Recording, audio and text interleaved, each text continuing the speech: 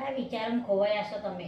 અને આ વિચાર એવો કરતો હતો કે આપણે આટલી બધી મહેનત કરીને હવે આપણને આપણી મહેનતનું ફળ મળ્યું કે છોકરાઓને સારી નોકરી મળી જઈ, એમની વહુઓએ નોકરી કરતી આવી, એટલે આપણે હવે કોઈ મગજમારી નહીં, શાંતિથી આપણું ભાઈ પણ શાંતિથી જીવવાનું. સાચી વાત છે હા તમારી 100%.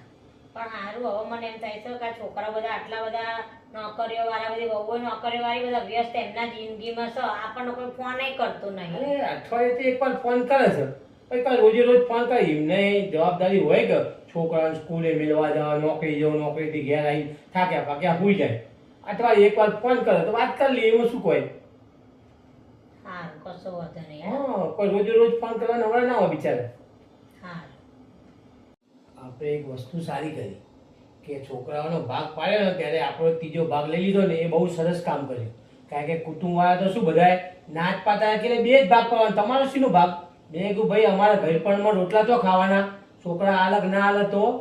હા હો, આ ખરેખર હવે મને એવું થાય છે, મને એ વખત એવું થતું હતું કે આ ચમ એકની એક વાત ઉપર આમ મળી રહ્યા છે. પણ આ વસ્તુ તમે સારી કરી. જો અત્યારે છોકરાઓને આપણી જોડે ઝઘડવું ના પડે, એ બે ભાઈઓને ઝઘડા ના થાય કે હું મમ્મી પપ્પાને રાખું ને તું ના રાખે ને. એ લોકોને પ્રેમથી રહેશે અને આપણે આપણે શાંતિથી આપણું જીવન ગુજારીએ, અને આપણે એમની આગળ હાથે લાંબો ના કરવો પડે. સાચી વાત છે તમારી. કોઈ મગજમારી હું પડવાનું જ નહીં, ચમશે તો મજામાં બસ. હા બરાબર છે. આપણે હવે આપણી જિંદગીમાં કોઈની હોશિયાર નહીં, શાંતિથી રામ રામ કહીને જિંદગી જીવવાની, અને આપણું ઘર પણ આપણે શાંતિથી કાઢવાનું. એ વાત તો તમારી સાચી.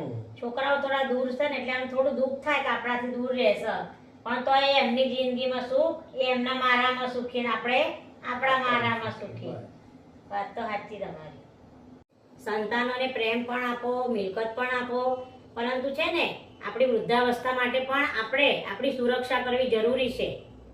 અને તમને જો આ વિડીયો ગમ્યો હોય તો દરેક પરિવારને શેર કરજો, અને અમારા પેજને ફોલો કરવાનું ભૂલતા નહીં.